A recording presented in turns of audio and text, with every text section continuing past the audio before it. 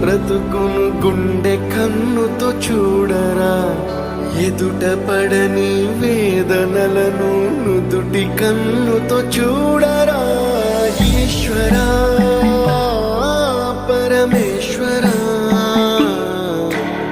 చూడరా, ఇటు చూడరా.